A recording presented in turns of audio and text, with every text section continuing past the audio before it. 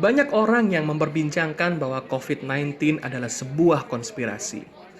Faktanya, banyak dari media maupun tokoh-tokoh yang berpengaruh juga mengatakan hal yang sama. COVID-19 ini adalah konspirasi. Apa hal ini memang benar suatu konspirasi?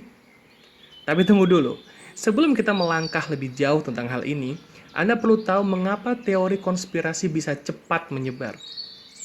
Sama halnya seperti virus dan sangat disukai oleh kebanyakan manusia.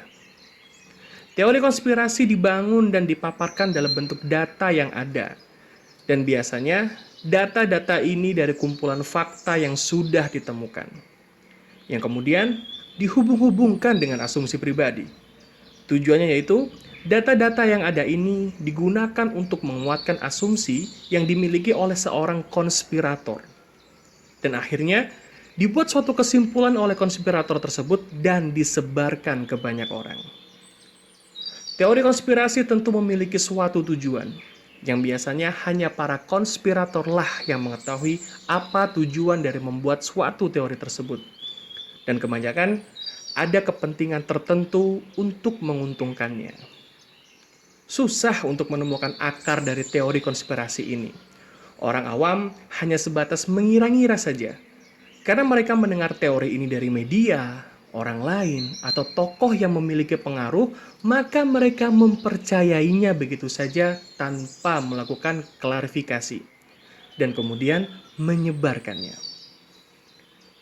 Orang yang turut menyebarkan teori konspirasi, kalau ditanya, dari siapa kamu dapat informasi ini?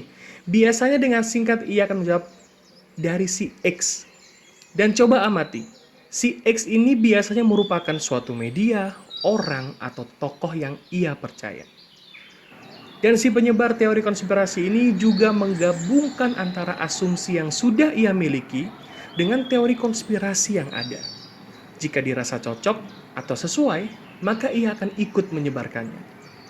Kesimpulan yang pertama, teori konspirasi akan menjadi sebuah kebenaran bila si penyebar teori tersebut memiliki keselarasan antara asumsi yang dimilikinya dengan pemaparan teori konspirasi yang ada.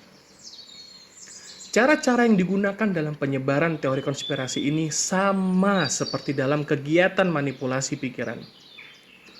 Dalam Wikipedia dijelaskan bahwa manipulasi adalah sebuah proses rekayasa dengan melakukan penambahan, pensembunyian, penghilangan, atau pengkaburan terhadap bagian atau keseluruhan sebuah realitas, kenyataan, fakta-fakta, ataupun sejarah yang dilakukan berdasarkan sistem perancangan sebuah tata sistem nilai. Manipulasi adalah bagian penting dari tindakan penanaman gagasan, sikap, sistem berpikir, perilaku, dan kepercayaan tertentu. Kesimpulan yang kedua, konspirasi merupakan bentuk kegiatan dari manipulasi pikiran. Orang akan diajak untuk memasuki kerangka berpikir tertentu agar mempercayai suatu teori konspirasi. Jadi, apakah COVID-19 ini adalah sebuah konspirasi? Anda dapat menyimpulkan dengan bijak dari seluruh penjelasan tadi.